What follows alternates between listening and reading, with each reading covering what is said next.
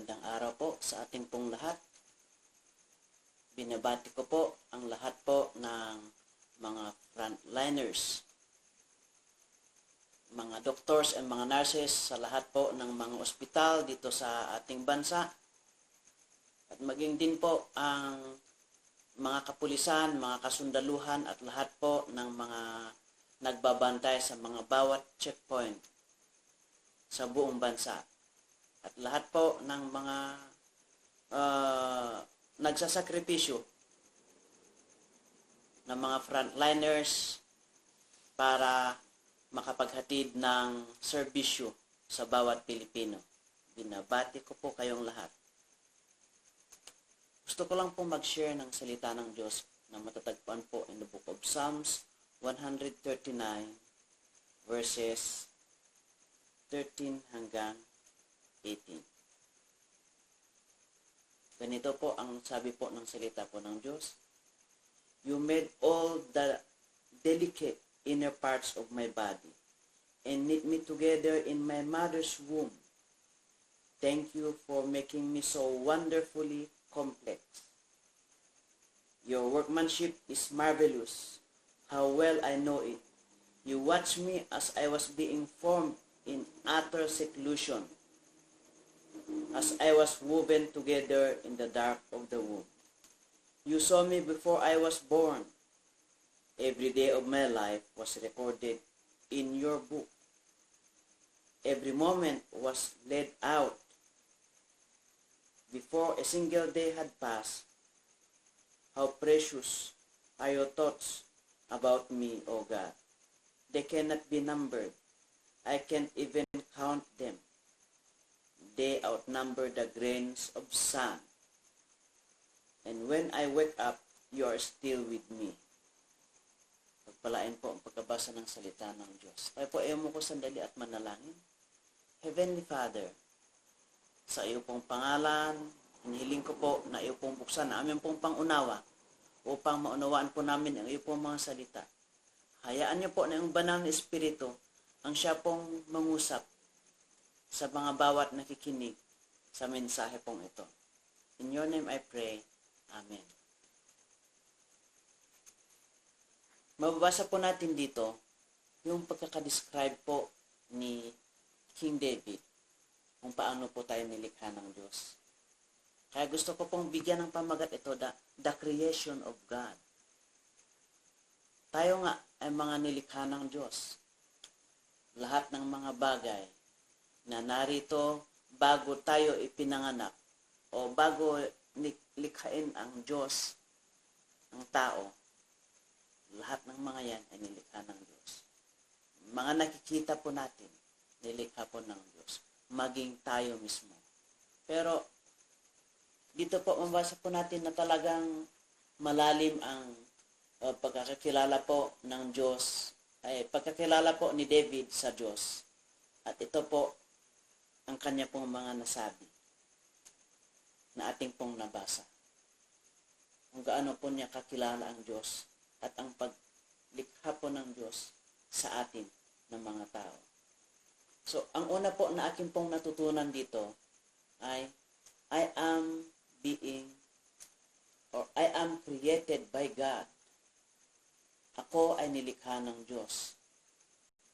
Tayong mga tao ay mga likha ng Diyos. Ang Diyos ang siyang lumikha sa atin. Every details of our being, every details of our body, ang Diyos po, ang siya pong lumikha. Magmula po sa ating mga puso, mga buto, mga laman sa loob, hanggang po sa mga outward appearance na nakikita. Lahat po ng mga yan ay mga likha po ng Diyos. Tayo po ay nilikha ng Diyos. Hindi ko lubos maisip kung paano po tayo nilikha ng Diyos.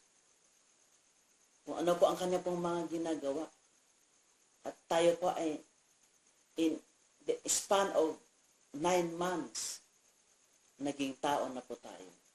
So really, it takes time para likhain ng Diyos ang bawat isa sa atin, bawat nilalang ng mga tao.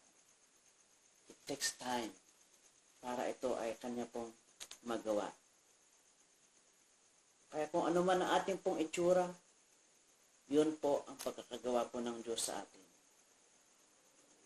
Sabi po dito, you made me all the delicate inner parts of my body and knit me together in my mother's womb.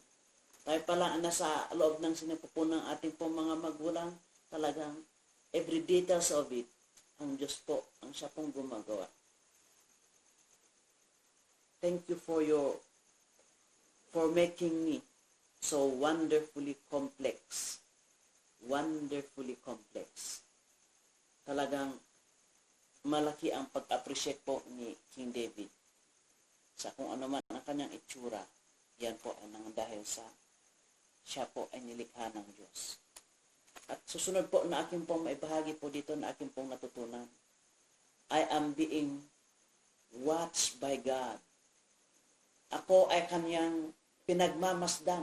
Ang Diyos ay pinagmamasdan niya ako magmula nung ako ay nasa sinapupunan ng aking magulang, sa aking nanay, hanggang po sa ako po ay maging ako ngayon. And every details of it, alam na alam po ng Diyos kung ano po ang nangyayari sa aking buhay. So before cameras and CCTVs evolved, meron na po ang mata po ng Diyos na nagmamanman at nakatingin po sa atin. At talagang detalye po ni sinusulat po niya mga bawat pangyayari sa ating pong buhay. Kaya kanya pong nalalaman. Verse 16, ganito po ang mababasa. You saw me before I was born. Tama nga, kasi siya ang lumikha sa atin eh. Every day of my life was recorded in your book. Every moment was laid out before a single day had passed. So mabasa po natin dito na talagang may record book po siya. Meron po siyang lahat po ng mga nangyari po sa atin ay nalalaman po niya. Diba? Isipin mo nga naman. Kung alam mo na may CCTV dyan, may CCTV doon, at nakatingin sa'yo. Talagang wala kang kawala. Alam na alam po anong nangyayari sa'yo. Kaya kapag alam na alam mo kung anong nangyayari sa'yo, kailangan mo mag-behave. Kung may CCTV o kaya kamera na sumusunod sa'yo. Or else, nako, kung meron kang nagawang hindi maganda, hindi nakakawala sa paningin ng kamera. O how much more sa Diyos. Ang sabi po sa Psalms 56 verse 8, sabi po dito,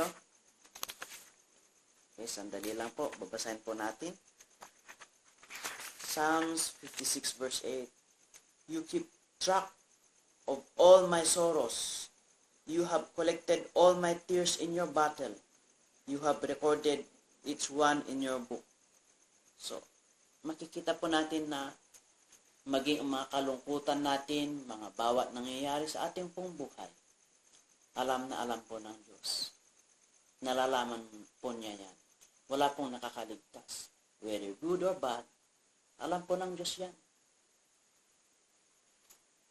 Kaya sa atin po, kung minsan ang dami po nating tanong, kung nalalaman ng Diyos ang mga nangyayari sa atin, bakit? Hinahayaan na ako ay maging ganito. Alam po natin na tayo po, of all the creations of God, tayo po ay nilikha po ng Diyos na may freedom, free will of choice. Kaya nga po ang kaligtasan ay hindi po ipinipilit. Ang pananalangin ay hindi po ipinipilit ng Diyos. Para makilala mo ang Diyos, hindi po niya ipinipilit. It's all about choices. Kaya kung ating pong pinipili po ang Diyos, manalangin po tayo. Lapit mo natin sa Kanya kung ano po ang mga kasitwasyon po natin. Kasi alam na nga niya. Kailangan lang niya, hinihintay niya, ikaw at ako, lumapit sa Kanya. Ang mahalaga, nalaman natin na tayo ay mga nilikha ng Diyos. At yung pangalawa, tayo ay pinagmamasdan ng Diyos. Nalalaman niya ang mga bawat pangyayari sa ating pong buhay. So if we are God's creation and every details of our lives are being recorded, ito po yung tanong na aking pong iwan sa bawat isa sa atin. How would you like to be watched or observed by God? Paano mo ba gugustuhin na makita ng Diyos? Gusto mo ba na ikaw ay makita ng Diyos na parati na lang puro kasalanan ang iyong ginagawa? Puro ka sumusuway sa gusto ng Diyos? O gusto mo makita ng Diyos na ikaw ay patuloy na nagpupuri at masayang naglilingkod sa Kanya? It's all about choices. Kung paano mo gusto kang makita ng Diyos o maobserbahan in every day of your life.